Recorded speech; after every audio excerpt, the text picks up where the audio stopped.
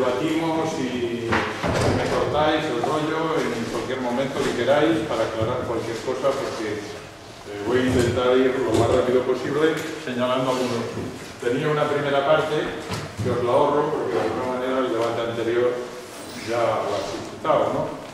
Básicamente, muy telegráficamente, el punto de arranque mío era la crítica de la ciudadanía misma, es decir, en su versión política y su versión técnica, en la medida en que la respuesta habitual en ayuntamientos, en autonomías, en otros niveles más altos todavía más, es algo así como nosotros ya sabemos lo que dice la gente, es algo así como nosotros ya sabemos lo que dice la gente, nosotros ya sabemos lo que necesita la gente, etcétera, etcétera, ¿no? Este tipo de distancia, por un lado, entre la gente, entre los sectores populares y los que han sido electos o los que contratan los electos, es decir, los técnicos, a los que nos contratan, a unos de manera más permanente y otros de manera más ocasional,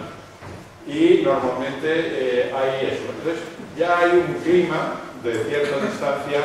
El otro día nosotros estamos haciendo ahora mismo unos presupuestos participativos en un municipio de aquí de Madrid, pequeñito, se llama Mejorada del Campo, gracias a un acuerdo de todos los partidos, quiero decirlo, pero bueno, había salido de refilón y de rebote esto, y el otro día alguna concejala y algún técnico pues decía, no, nosotros ya sabemos lo que quiere la gente. Entonces, bueno, esa idea, cuando ni siquiera la gente sabe lo que quiere, o sea, como más para que la gente, para que un político o un técnico sepa lo que quiere la gente.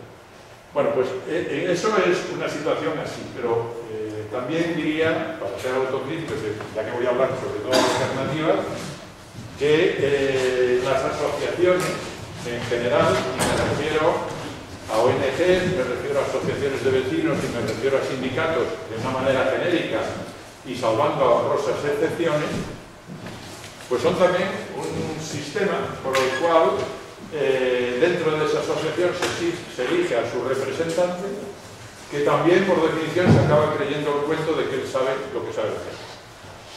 El presidente de la asociación de vecinos, el presidente del sindicato, el portavoz del sindicato o el correspondiente presidente o jefe de la ONG, a veces son de aquella manera permanentes, es que nadie quiere, yo soy muy sacrificado, yo voy a asumir este cargo, es que nadie me entiende, es que no sé qué, tal y cual, y en definitiva no deja que fluya la energía de los socios ni de los no socios hacia adentro. Con la mejor buena voluntad, es decir, pero cuando uno ya comprueba que el presidente de la asociación, de la ONG, etcétera, lleva entre 15 y 20 años siendo el mismo, uno dice, pues, lo tienes difícil para criticar que el presidente del partido o el presidente del gobierno tenga que renovarse, ¿no? Es decir, hay cargos que empiezan a ser permanentes y entonces uno ya empieza a sospechar a partir de ahí que algo no debe estar funcionando bien, independientemente de la buena o mala voluntad que se le suponga y de la que hemos hablado antes con el tema de la corrupción. Pero incluso muchos de los grupos o grupetes o grupúsculos que estamos o que están en el 15M y en los movimientos alternativos también tienen una posición, o tenían por lo menos hasta el 15M, de una forma bastante clara. 15M yo creo que ahí hay algo que hay que discutir, ¿no? ¿Qué va a pasar? ¿Qué está pasando y qué va a pasar?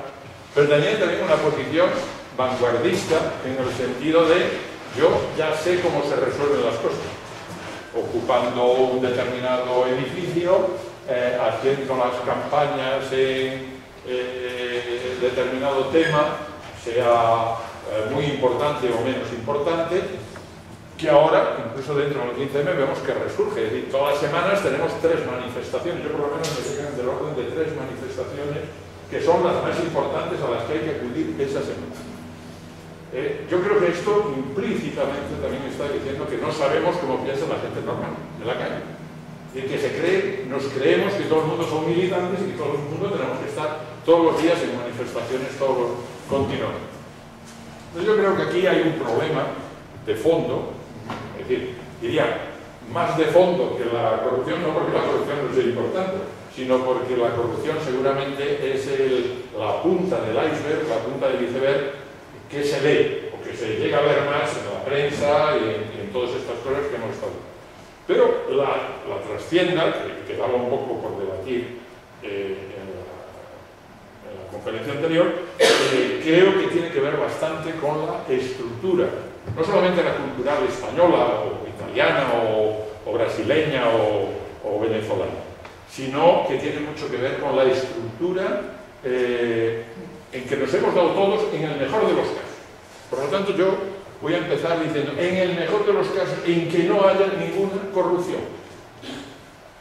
Para ponerme en ese caso. ¿Qué pasa con el sistema democrático representativo y qué pasa con un sistema alternativo que debíamos empezar a construir si es que nos está construyendo ya?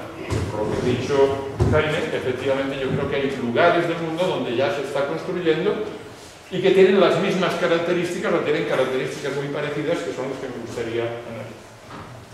Pero para ir rápidos.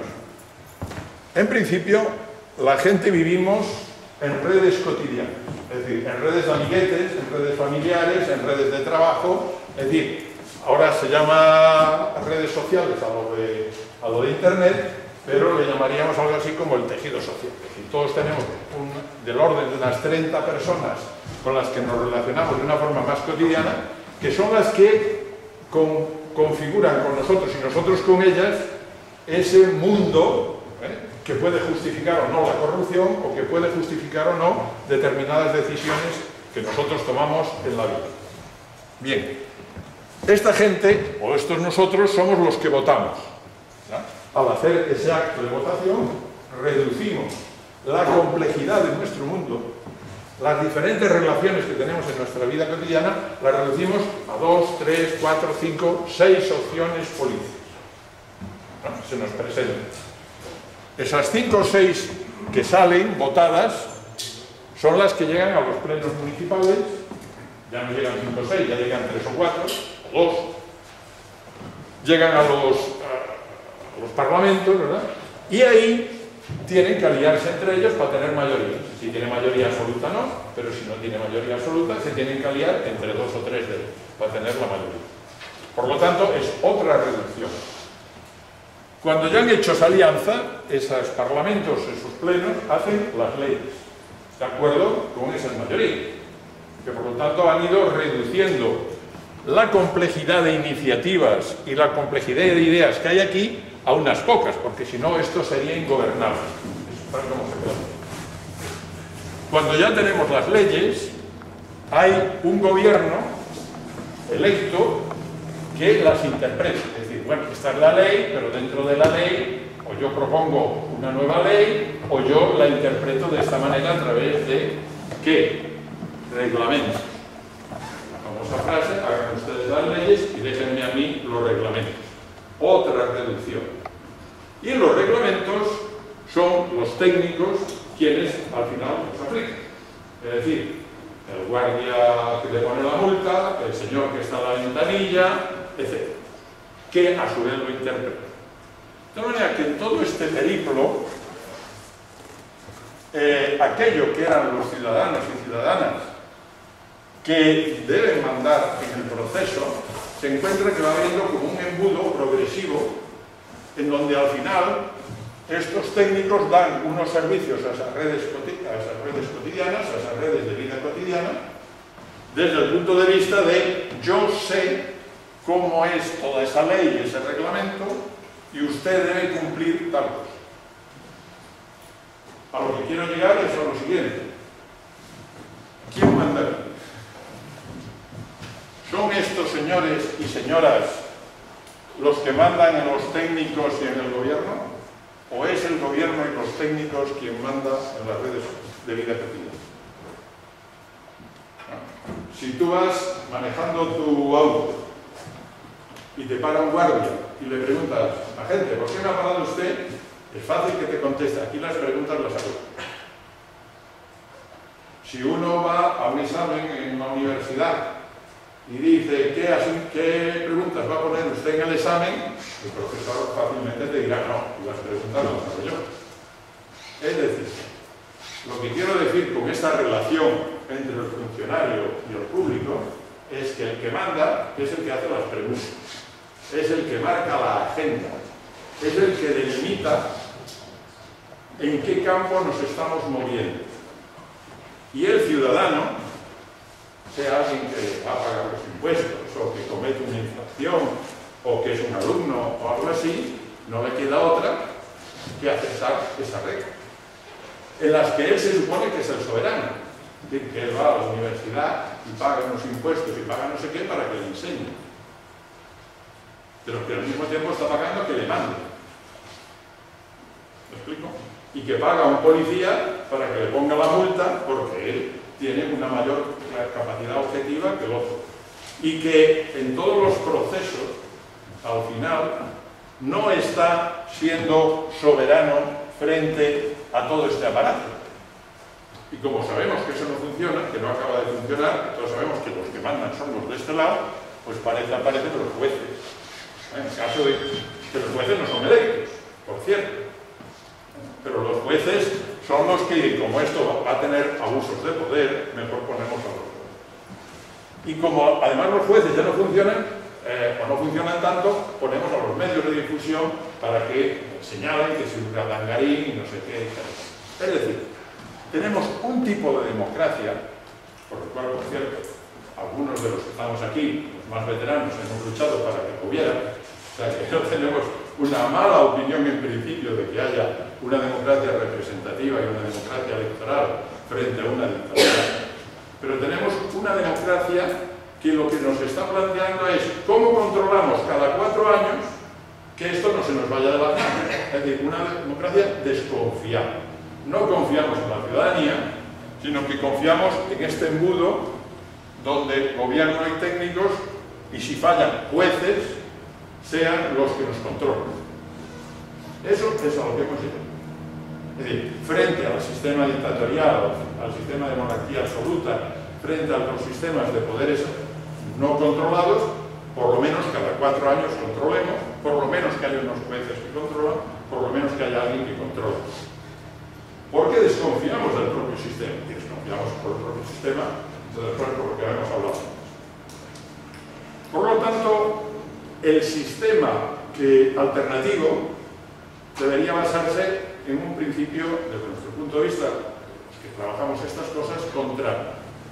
¿Cómo podemos aprovechar la riqueza de todos estos grupos sociales, de todas estas redes sociales, de este tejido social, de los chavales que hacen rock, de las señoras que tienen una iniciativa para no sé qué, de los viejitos que quieren hacer no sé qué cosas cuando sean juzgados, etc.? ¿Cómo aprovechamos toda la energía, la potencialidad y las iniciativas de la ciudadanía para que eso contribuya al mejor desarrollo de la sociedad?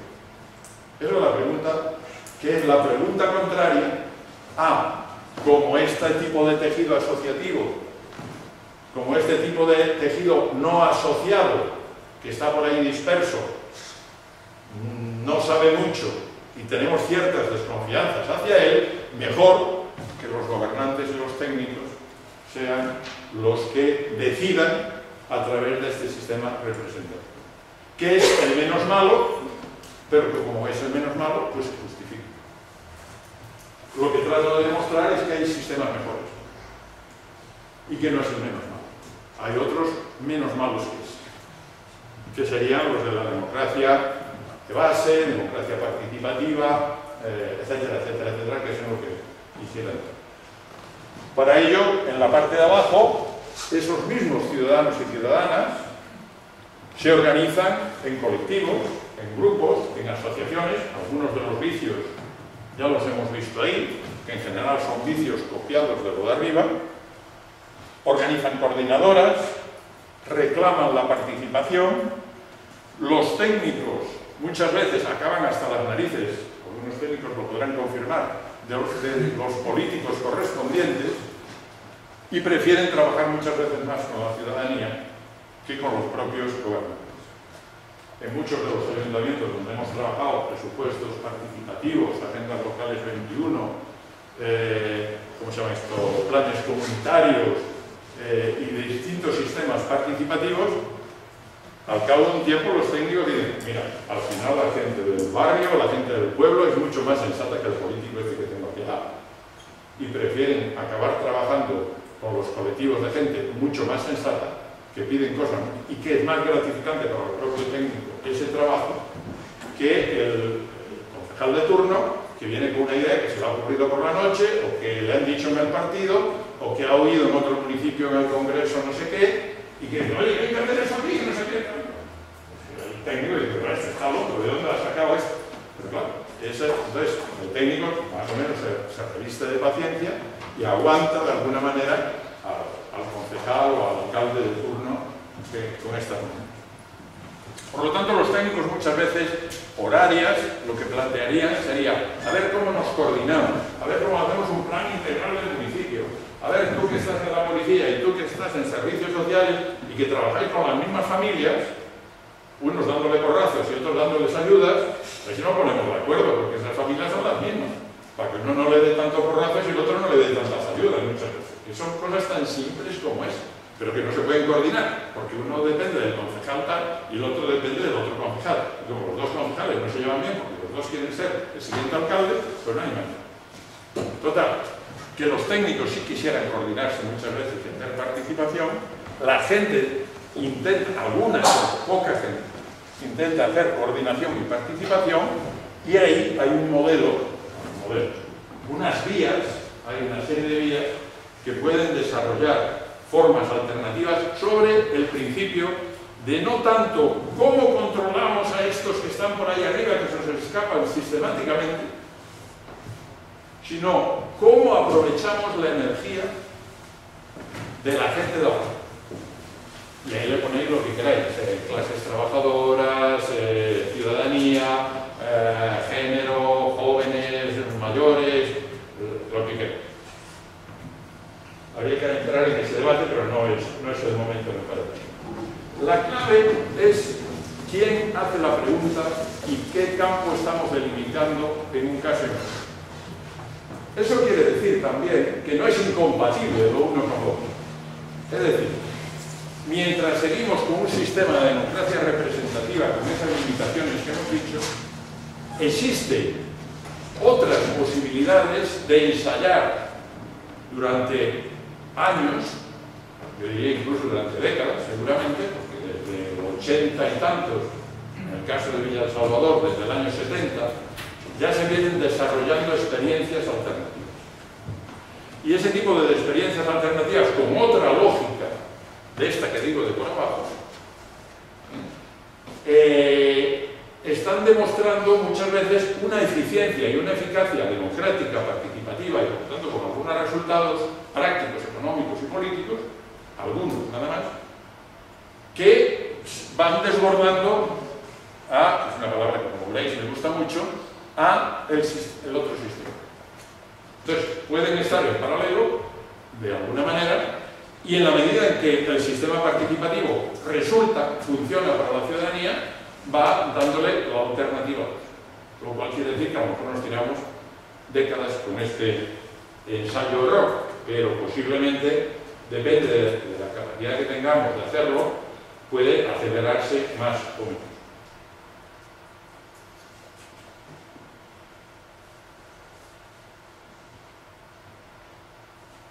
En ese sentido, diría, voy a pasar a otro esquema, que lo primero es entender una cierta complejidad,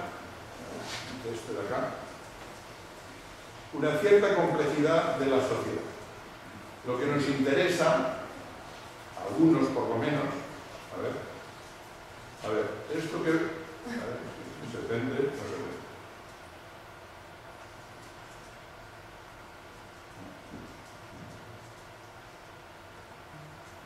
Lo que nos interesa a algunos es ver cuáles son todas esas iniciativas de base que aparecen en una sociedad. Esto que no se entiende nada, es impresionante. La gente que lo hace no entiende. Esto es un mapa de relaciones sociales, nosotros lo llamamos cartografía de conjuntos de acción. Este en concreto es de un barrio, en honor a que está Antonio aquí, un barrio de Valencia que se llama El Cabañal, donde hay un conflicto bastante grande, porque quieren tirar, etc. Y entonces ahí hemos trabajado con la misma gente. Yo creo que, para que no os asustéis con eso, pongo la foto de la gente, que es más sencilla de ver. La gente está ahí trabajando, ¿no? En ese pizarrón y en el ¿la idea qué es? La idea es, con los colectivos que hay en un barrio, autodiagnosticar quiénes estamos aquí y qué potencialidades tenemos, y quiénes estamos aquí y quiénes están bloqueando este proceso. No dividido tan simple como en 2 categorías, sino en 12 categorías: clase social de los poseedores de los medios de producción, de los trabajadores y de los empobrecidos que no llegan ni a trabajadores, y más afines al proyecto, más diferentes al proyecto, al margen del proyecto, y opuestos, en este caso, al proyecto del Cabanel. Nos dan 12 categorías, y esas 12 categorías son como 12 cuadritos, bueno, ahora ya no aparecen aquí, en donde la gente se autoclasifica y puede organizar a partir de una autoclasificación su propia estrategia. Porque la gente que vive en un barrio, que vive en un pueblo, sabe dónde está el resto de la gente. Sabe dónde está la parroquia, sabe dónde está el empresario no sé qué, sabe dónde está el centro comercial, sabe qué hace el alcalde, sabe qué hace la oposición, sabe qué hacen los otros. Estos autodiagnósticos de investigación participativa nos sirven para hacer estrategias desde la base para arriba. Por ejemplo, según me contaban en algunos de los grupos del 15M de Madrid, últimamente, a partir de una de las comisiones que hay, se están haciendo ya 7 o 8 de estos fincados de los lados. La mía también, claro, que vivo en un pueblo de la sierra, también hemos hecho este tipo. ¿Por qué? Porque esto nos sirve para trabajar con un concepto que nosotros llamamos conjuntos de acción, que es cómo nos agrupamos, qué alianzas tenemos que hacer en este caso concreto para darle la vuelta a la tortilla, en definitiva. Sea en el pueblo tal, sea en el barrio cual, con quién tenemos que trabajar y con quién no se puede trabajar. Con quién está indiferente, es decir, un juego de alianzas y por lo tanto un juego de poder basado en la clase social y basada en los elementos culturales que antes estábamos hablando. ¿La corrupción ha entrado hasta aquí? Bueno, pues hasta aquí no podemos trabajar. Hasta aquí sí, hasta aquí podemos trabajar. ¿Me explico? Es decir, es un autodiagnóstico mediante estos mapas, esta cartografía de poderes locales. Para que no veáis que es una cosa muy rara, pues lo hemos hecho en el Patio Maravillas con la agrupación de los muchachos, que no serán alumnos, para hacer cuál era la estrategia frente a Aguirre y frente a Gallardón en aquellos momentos, o lo hemos hecho en Cataluña sobre el Plan Hidrológico Nacional hace años, para ver cómo le dábamos la vuelta al Plan Hidrológico Nacional con aliados europeos. Es decir, se puede hacer a escala de un barrio o de una ocupación y se puede hacer a escala de una política de un país determinado. Pero eso nos permite no andar con teorías demasiado abstractas. Si esto es el antipoder, el contrapoder, la multitud o la gente, el pueblo o los trabajadores. Mira, aquí cada uno sabe dónde está. Fulanito está aquí, menganito está aquí, este otro está aquí, este se lleva bien con el otro, este se lleva mal, con esto podemos hacer alianza y con aquello. Sí, se trata de aterrizar una serie de discusiones teórico-políticas que la mayor parte de las veces nos dividen por llegar a una situación concreta, un análisis concreto de una situación concreta que decía algún teórico famoso, para que podamos avanzar y nos dejemos de ese tipo de debates a veces demasiado abstracto y lo concretemos aquí y ahora qué es lo que se puede hacer, de alguna manera. Eso nos ayuda mucho en general para avanzar en estos sistemas democráticos, porque el sistema democrático participativo, desde mi punto de vista, lo que tiene que hacer es partir de las peculiaridades y de las riquezas y de las potencialidades y de las iniciativas de la gente. Y no partir de demasiadas o excesivas abstracciones, que algunas hay, porque si no, no habría clases sociales en el análisis, no habría otra serie. Pero cuanto más lo concretemos, cuanto más concreto lo hagamos, más podemos avanzar en este proceso.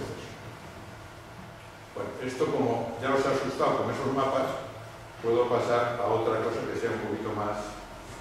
A ver, esta... No me sale. A ver.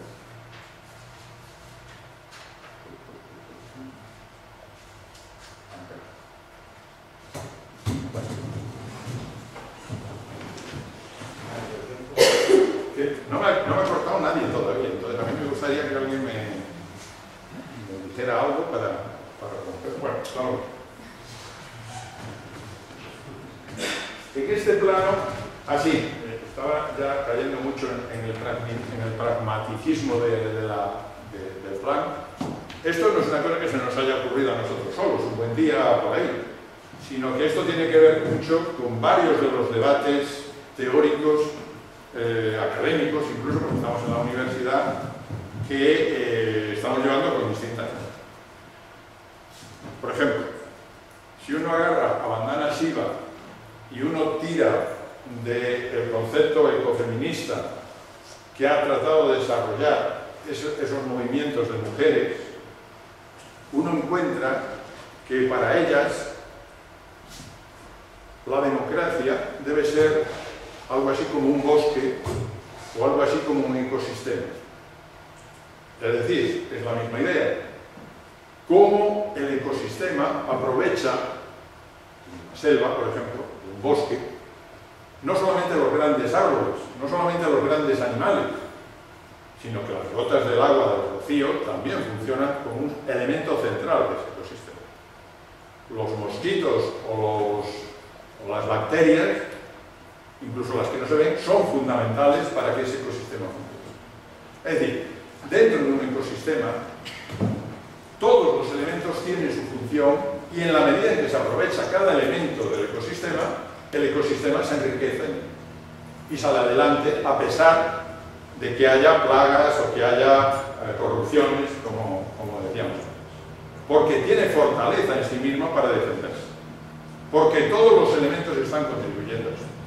En ese símil, la democracia que estamos planteando desde esos autodiagnósticos con tantos puntos, tienen fuerza, o pueden tener fuerza, para que cada uno sepa cuál es su tarea durante un cierto tiempo en este proceso.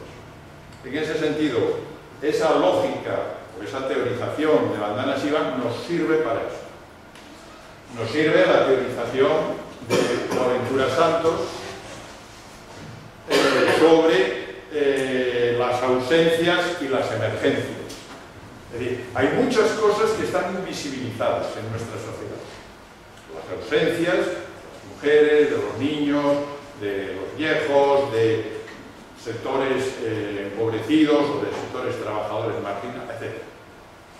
Es decir, cómo recuperar y hacer emerger en una sociología de las emergencias precisamente todo eso que se está despilfarrando. O sea, no es una visión negativista de la democracia diciendo, a ver cómo controlamos esta democracia que es un desastre que no acaba de funcionar. No, es una visión positiva de cómo podemos construir a partir de esa diversidad que tenemos. Diversidad biológica en el caso de Vandana Shiva, diversidad cultural, básicamente, en el caso de Boaventura. Cultural, básicamente, en el caso de Boaventura.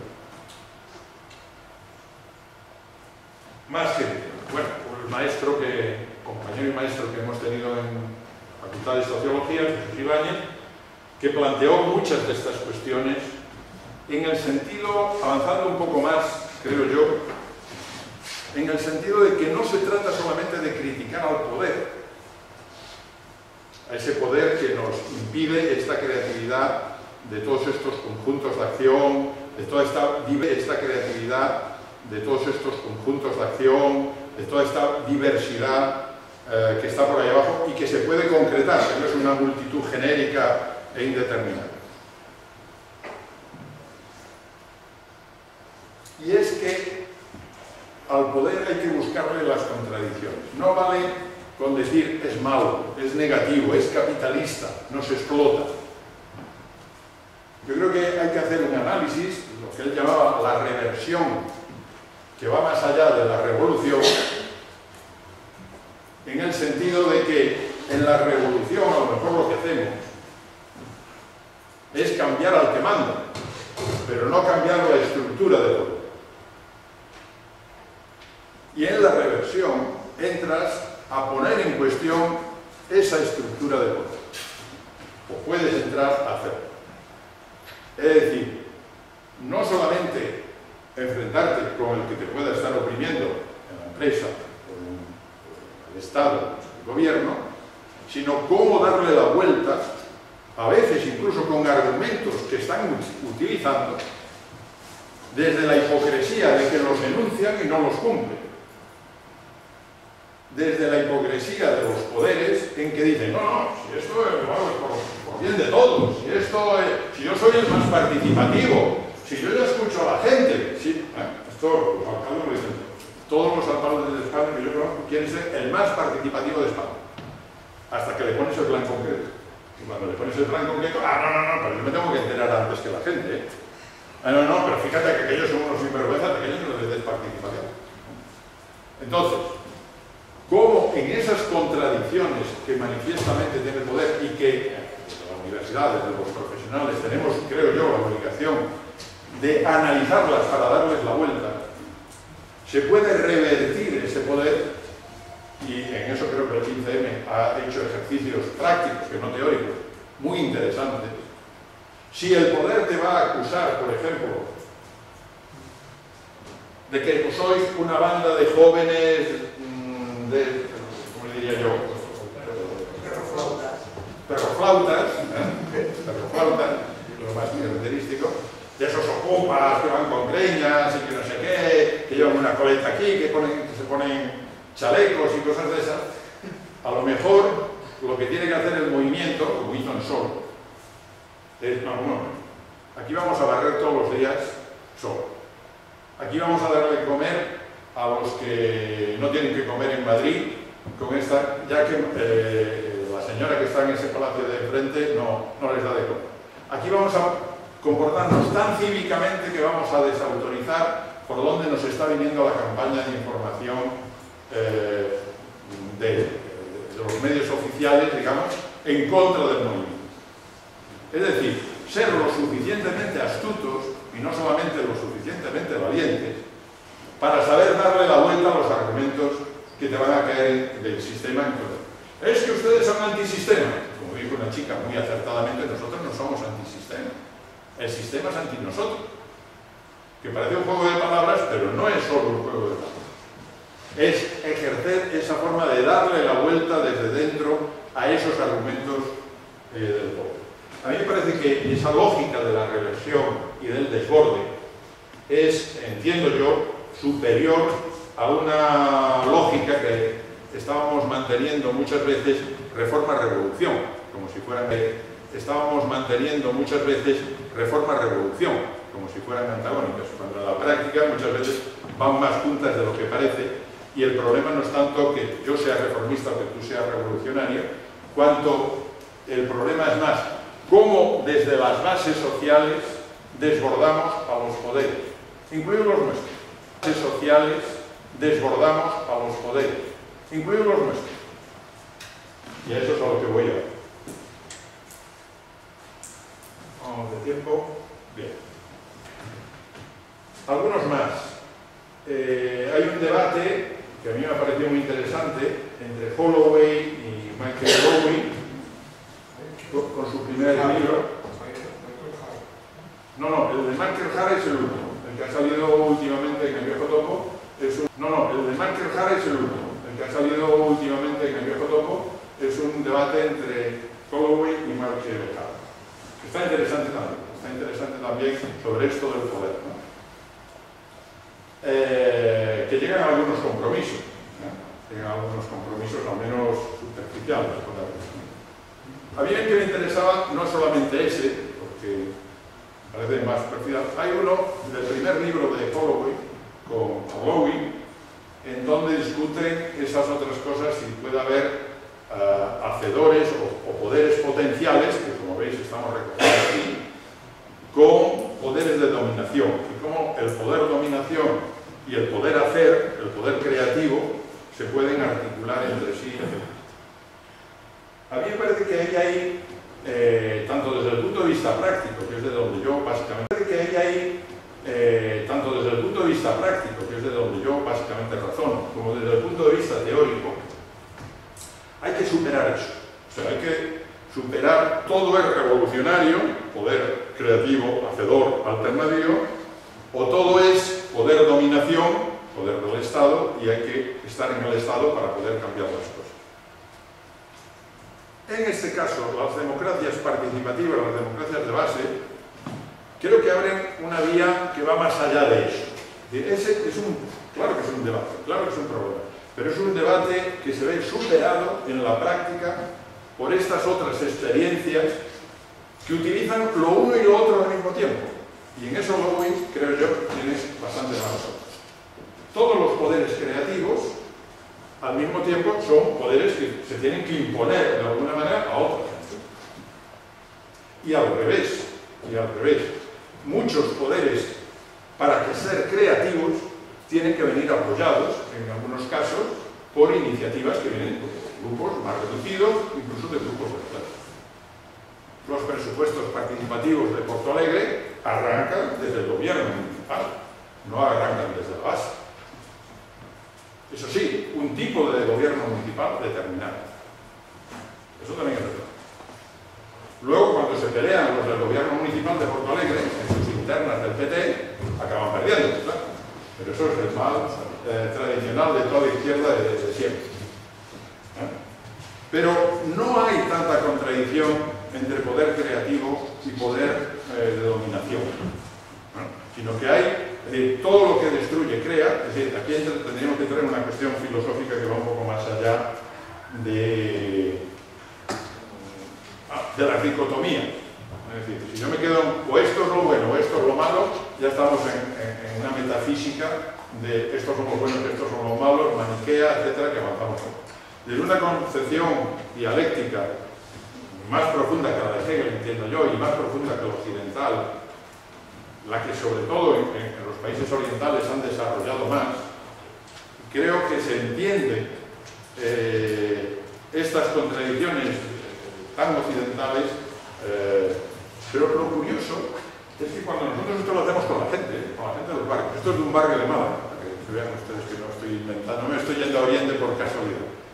Cuando lo hacemos con la gente sencilla lo entiende mejor que los intelectuales. El problema es que los intelectuales de la universidad hemos leído tanto a Aristóteles, a Platón, a Descartes, a todos estos que tenemos la cabeza que veis, tenemos que hacer una definición de esto y otra definición de aquello, y a partir de ahí ya nos peleamos. Bueno, la gente es mucho más tranquila, mucho más pragmática a la hora de resolver sus asuntos y entiende estas cosas mucho más fácilmente. Cuando a la gente de Málaga se le plantean estas estructuras, lo ve de la forma más natural. Y ahora me refiero a esto. Es una estructura de democracia participativa, de un plan comunitario, en donde aquí arriba tenemos unos triangulitos, ministerios, Junta de Andalucía, Ayuntamiento, medios de comunicación. Aquí hay una mesa administrativa, que es una mesa de negociación. Aquí hay una asamblea. Cuando yo estuve por allí hicimos 2 y unas 300 personas en un barrio de unos 30.000 habitantes, para que os hagáis una idea. Hay una serie de mesas, estos son 4 barrios, subbarrios más pequeños, vecindarios, y estos son comisiones de juventud, de empleo, de seguridad, de migración, de educación y de salud, que se crearon allí. ¿De acuerdo? La clave es que en la forma tradicional de entender esto se hacía de manera representativa. Es decir, la gente de la calle, estas caritas que hay aquí, eligen en estas flechas delgaditas a estos que están en las mesas, o en las asociaciones, o en las ONGs, o en las parroquias. Y estos van a la asamblea y sacan un acuerdo para la mesa administrativa. Bueno, pues nosotros dijimos, no. Ese no es un sistema bueno de abajo arriba. Porque eso es un sistema que sigue siendo representativo y no permite que esta gente de aquí abajo lleve directamente las propuestas a la asamblea y a la mesa administrativa. Queremos un sistema donde la gente no organizada, que no está en asociaciones, ni en sindicatos, ni en mesas, ni en partidos, pueda directamente sentir que ellos tienen poder de llevar su iniciativa para negociarla con los demás y para negociarlas con la administración. Y aquí hay un cambio sustancial. Los grupos intermedios, vamos a llamarlo así, estos grupos intermedios, su tarea no es representar a la población. Esos 300 que están en esa asamblea, lo que tienen que hacer, no éramos 300 todo el año, eran 300 en una asamblea, normalmente éramos 30. Es decir, esos 30 lo que tienen que hacer es bajar a escuchar a la población no organizada para que con la población no organizada presenten sus alternativas, sus iniciativas, sus planteamientos directamente en esa. Sus alternativas, sus iniciativas, sus planteamientos directamente en esa asamblea. ¿Me explico?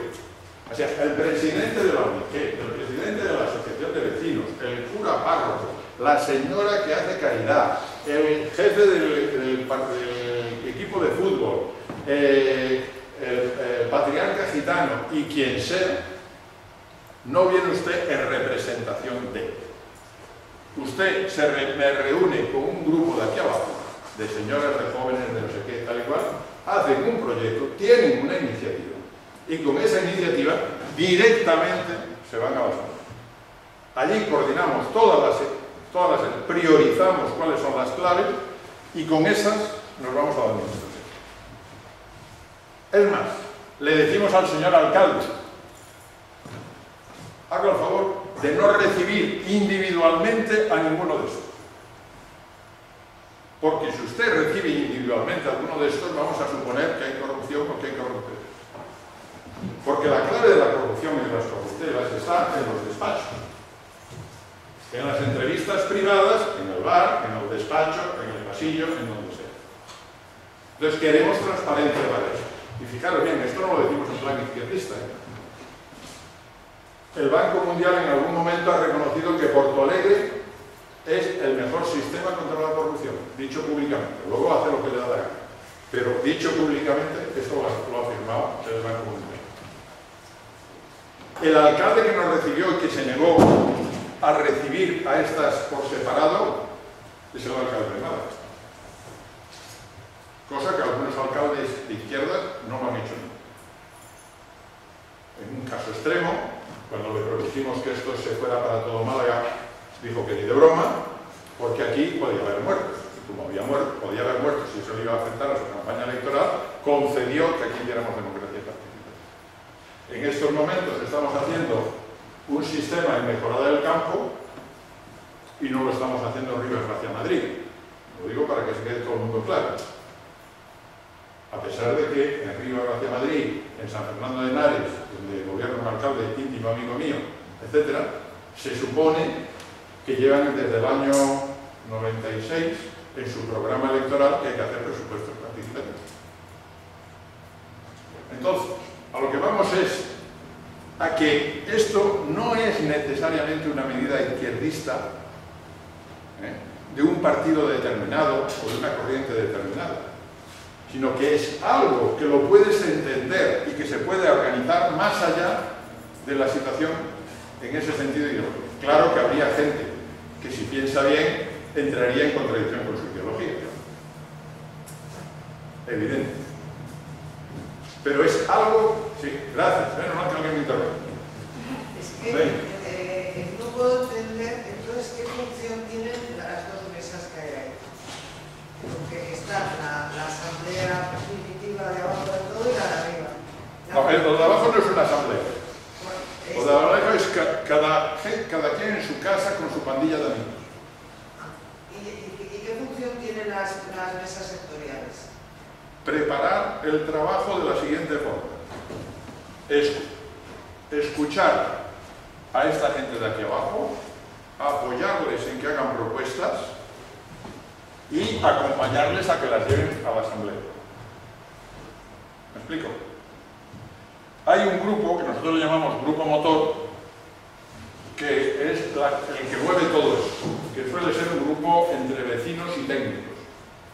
Ese grupo motor es el que dinamiza todo ese proceso, pero no es representativo de nada, ni se presenta ninguna elección. Lo que trato de decir es que esto puede funcionar sin representantes. Lo que trato de decir es que esto, de hecho, funciona sin representantes. Es decir, de hecho funciona como un grupo motor que anima a estos colectivos, un grupo, imagínate, el colegio, los maestros, las rampas, los niños, algunos niños que quieren ir por allí, que quieren a no sé qué, hacen sus proyectos. Y esos proyectos directamente van a la asamblea. Hacen sus proyectos. Y esos proyectos directamente van a la asamblea.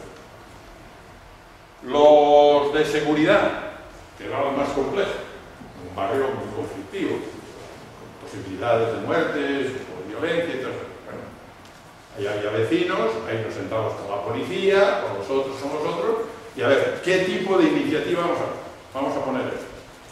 Y se hacen una serie de iniciativas que se llevan también a la asamblea. Se coordinan en la asamblea. Hicimos una asamblea de... Bueno, haría un caso concreto que a lo mejor lo visibilizáis más. Por la tarde. Media hora para exponer que durante X meses hemos estado escuchando todas estas propuestas de este grupo motor, básicamente, y algunos de estos colectivos. Salían 10 o 13 propuestas que se habían recogido. Ahora tenéis media hora más para que libremente la asamblea diga qué cosas hay que añadir. Y añadieron 3 más que no estaban en las 10 primeras. Bueno, después la asamblea, porque esto es muy importante, una asamblea no es democrática porque sí, en el mecanismo participativo. Una asamblea es democrática si tiene suficiente información previa y si se divide en pequeños grupos donde todo el mundo pueda hablar, para que poder recoger las iniciativas de todo el mundo. Porque en una asamblea de 300 personas no hablan más que los 4 enterados que hablamos en las asambleas. Para que hable la señora, el chaval, el señor mayor, el otro, el no sé qué, dividimos en grupos pequeños. Como estábamos en un colegio, en el patio de un colegio, a las aulas. 13 grupos. Y cada uno trabajó su tema. Volvieron, plantearon sucesos y priorizamos. Salieron 3 cosas más importantes. Una cosa de limpieza, una cosa de seguridad y una cosa de conexión con el resto de la ciudad. ¿De acuerdo? Esas 3 se priorizaron. Lo único que hicimos una vez, porque hasta ahí no elegimos a nadie. Una vez que tuvimos esas 3 prioridades, dijimos, bueno, un grupo de control, que se parece lo máximo posible a los delegados representativos. Pero no es para que yo te digo a ti, para que tú interpretes lo que pasa en el barrio y tú digas que yo sé lo que pasa en este barrio, lo que pasa en mi pueblo, lo que sea. No. Tienes un mandato para 3 cosas. A, B y C. Y tú durante un año tienes que conseguir que las administraciones cumplan A, B y C. Y tu mandato es para eso. Y si no sirves para eso, déjalo. ¿Y eso forma parte de la mesa administrativa? Sí, a la mesa administrativa no puede ir toda la asamblea. Entonces va básicamente este grupo de personas. ¿De acuerdo? Normalmente algunos técnicos también para... Y luego un grupo creativo. Ahora lo llamamos ya equipo multimedia. Eso es muy importante porque tanta importancia tiene para la democracia el equipo, el equipo de gobierno como los medios de comunicación. Los medios de comunicación son fundamentales, son un cuarto poder. Por lo tanto, tener un equipo multimedia, un grupo creativo, normalmente chavales jóvenes que les encanta en cualquier lugar, para conectarse con todo esto y difundir todo lo que ha salido aquí, para relacionarse con los medios de comunicación, para hacer incluso campañas de contrapropaganda contra algunas cosas que está haciendo, desvalorizando eso. Bueno, eso se hace en ese